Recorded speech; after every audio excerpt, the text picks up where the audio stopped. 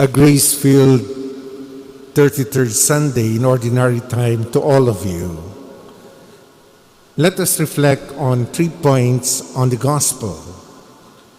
The first thing is the very theme, which is the last thing, the end time, the end of days. We have heard the apocalyptic readings about the end of days, since we are in the ending of the liturgical year. Next Sunday, we will be celebrating the solemnity of Christ the King. And of course, followed the following Sunday, Advent is coming.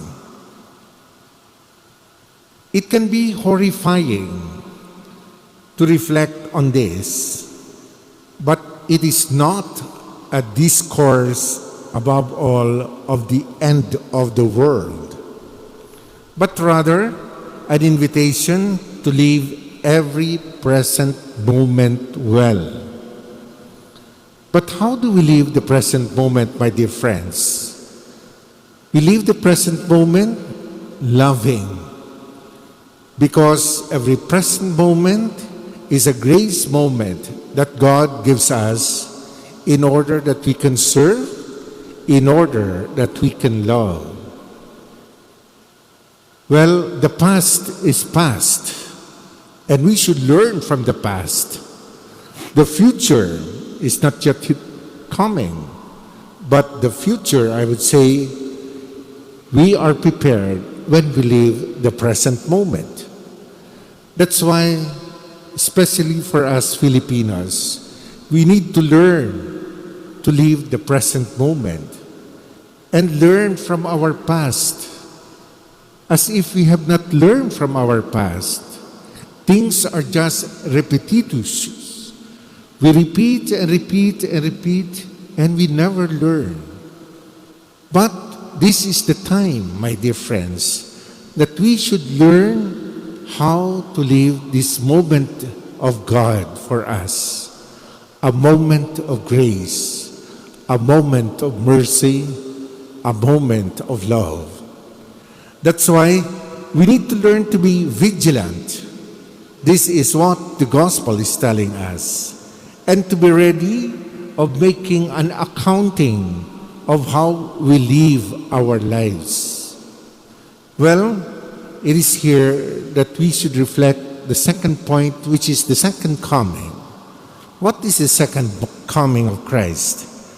The readings remind us of another important truth of our faith, and that is the return of Christ in glory to gather, I would say, the elect and make them share in His everlasting glory. The Word of God that we have heard assures us of that on Judgment Day, perfect justice will be done. The virtuous will rise to be with Jesus in eternal happiness. The wicked will rise to hear the consequence of the rejection of God's call to conversion. And so it is here that we are confronted. What have we chosen? Have we chosen to live in the light and the truth?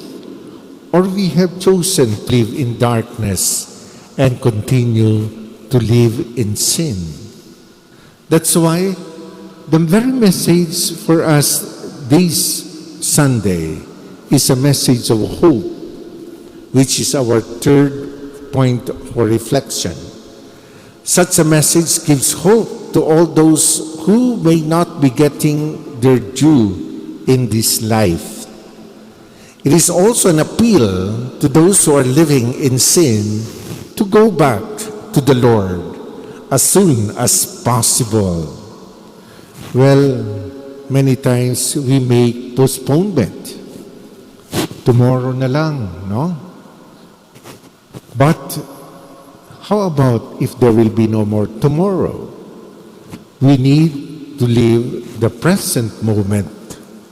And that's why, for one who knows when the end will come, we don't know. That's why we need always to be prepared. But when a person is constantly loving, that is the best preparation. Because we learn not to judge, but we learn to go beyond, even, I would say, accompany those who are suffering and in pain.